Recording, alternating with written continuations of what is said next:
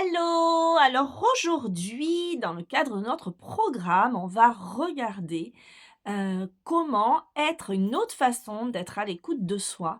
Comment se dire oui à soi avant de dire oui aux autres. Effectivement, bien souvent, on dit oui quand on nous fait une proposition, quand, d'invitation, d'aller quelque part ou quand quelqu'un nous demande quelque chose, de lui rendre un service, que ce soit nos enfants, nos compagnons, un ami, peu importe, un voisin.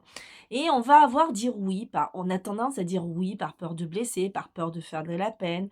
Derrière tout ça se cache la peur de ne pas être aimé, et cetera. Mais globalement, voilà, souvent on va dire oui, parce qu'on nous a appris aussi dans nos traditions judéo-chrétiennes qu'il faut pas être égoïste, qu'il faut penser aux autres. Il y a l'idée aussi de la mère sacrifice dans les familles, qui doit être au service de son mari, ou de sa femme aussi, hein, il y a des hommes aussi comme ça, de ses enfants, que dès que les enfants demandent quelque chose: «Ah oui, oui, oui, tu peux m'amener là, oui, machin». Après il y a plein de femmes, elles se disent: «J'en peux plus», voilà. Donc une autre façon, de se dire oui et je vais vous lire donc un texte de Byron Katie qui nous parle avec, beaucoup de douceur, un petit peu de façon humoristique aussi.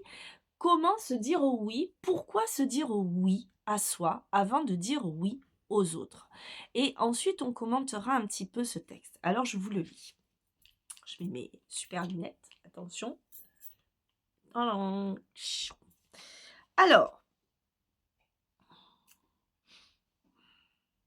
je m'appelle Oui. J'adore vivre ainsi. Je dis oui à tout. Par exemple, si vous me demandez de faire quelque chose pour vous et que je suis d'accord, je dis oui. Si vous me demandez de faire quelque chose pour vous et que je ne suis pas d'accord, je dis non. Mais ce non est un oui adressé à moi-même. Ma vie est celle d'un oui interne, car je fais honneur à un élément en moi qui n'a rien à voir avec vous, qui n'est pas contre vous. C'est passionnant de voir quelle réponse j'apporte à la question qu'on me pose. Je ne me demande pas: est-ce que je vais le froisser? Qu'est-ce qu'il va me donner? Est-ce qu'il va me trouver sympa? Est-ce qu'il sera déçu? Au lieu de cela, je me demande: quelle est ma réponse à la question? C'est vraiment passionnant, on ne sait jamais quelle va être la réponse. Alors on traverse la vie en attendant que quelqu'un nous demande quelque chose, afin d'entendre le langage de son propre cœur, de sa propre intelligence.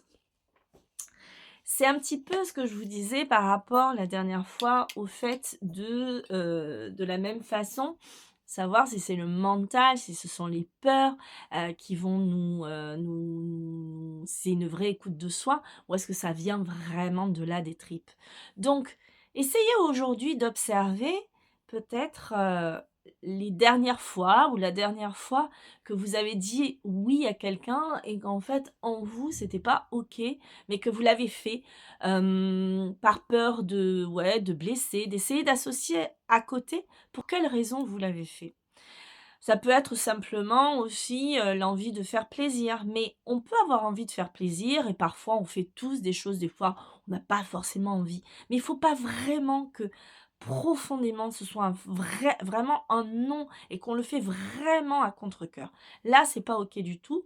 Donc, se poser la question. Essayez aujourd'hui de lister, là, les dernières fois et les prochaines fois qu'on va vous demander quelque chose, mettez ça peut-être en place. Les prochaines fois qu'on va vous demander quelque chose, ne dites pas oui spontanément. Pensez à Cathy Byron, je vais vous mettre le texte sous cette vidéo. Pensez à ce texte et posez-vous la question, est-ce que c'est un vrai oui en fait? Est-ce que c'est un oui interne ou c'est un oui pour les autres? Et ne donnez pas la réponse immédiatement. Si par exemple on vous fait une invitation, ben, que vous sentez qu'à l'intérieur, même d'une façon générale, sauf si vraiment j'ai un élan de joie et que je fais: «Waouh, trop bien!» OK, je vais le faire. Mais je vais quand même prendre le temps, je vais dire à la personne: «Écoute, on verra demain, je te donnerai la réponse demain». ou je te donnerai la réponse ce soir. Et là, on se retourne en soi, on prend ce petit temps où on vient se questionner, se demander: «Est-ce que c'est OK pour moi?» Voilà. Pas par peur de froisser, pas par peur de viens regarder là en toi, pourquoi tu dirais oui, pourquoi tu dis non? De se questionner. C'est important de vivre, avec soi. Je dis souvent, à mes gens au yoga: «Vous êtes la personne la plus importante au monde». Pourquoi? Bah, tout simplement parce que, sans vous, bah, le monde s'écroule, mais pas que dans le côté, pragmatique ou en tant que pilier de famille. Ne serait-ce que, bah, le jour où vous fermerez les yeux définitivement, où vous serez plus là, bah, le monde il n'existe plus, en fait. Donc vous êtes la personne la plus importante.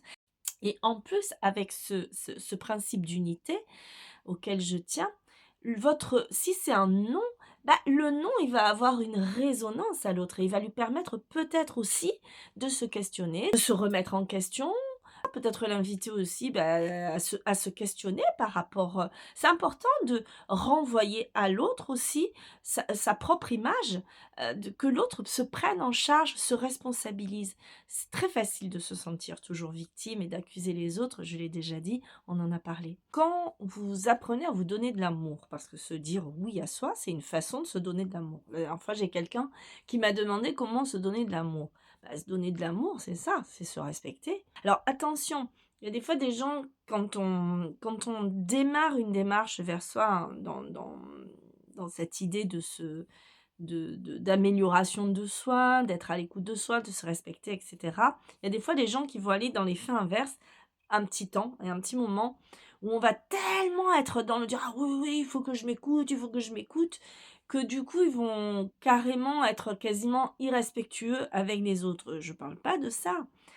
Je dis: «Pose-toi la question, pourquoi tu dirais ou pourquoi tu dis oui?» Si tu sens qu'à l'intérieur ça chagrine et si tu dis non aussi, que sa réponse vienne pas répondre non plus à la peur de pas être respecté, à une peur en fait. Quel est le vrai oui, quel est le vrai non? Pas être dans l'abus inverse, sous prétexte de je m'écoute, j'emmerde le monde, c'est pas ça qu'on dit. Parce que emmerder les mondes, c'est aussi, être dans la peur de pas être respecté. Donc du coup, là, on répond à une peur et là, c'est différent. Donc c'est vraiment, je dis oui, est-ce que parce que je dis oui parce que ça me fait plaisir ou c'est parce que j'ai la peur, par exemple, d'être prise pour un con ou j'en sais rien, ce genre de choses qu'on entend, voilà. Donc explorer, s'explorer, mais ça toujours pareil, on peut le faire si on prend du temps dans l'arrêt du mouvement en soi. Et ce que je voulais dire pour terminer, c'est que quand vous vous donnez de l'amour, quand vous êtes bien en vous, bah, même si vous avez dit non, les gens ne vont pas retenir le fait que vous êtes dit non, que vous leur avez dit non, ils vont retenir le bien-être que vous êtes. Ils vont retenir la personne épanouie que vous êtes. Les gens ne vont pas retenir le non, mais par contre, ils vont retenir si jamais vous êtes quelqu'un de déprimé, que vous n'êtes pas quelqu'un d'heureux, que vous êtes quelqu'un de terne au sein d'une famille, quelqu'un qui va faire une dépression. C'est vraiment pas agréable. Donc il vaut mieux dire non et être épanoui en soi, que dire oui tout le temps et être, comme ça parce que, ben, on n'est pas heureux et on n'est pas bien. Donc apprenez à dire oui à vous avant de dire oui aux autres. Voilà, je vous souhaite une belle journée et je vous dis à bientôt.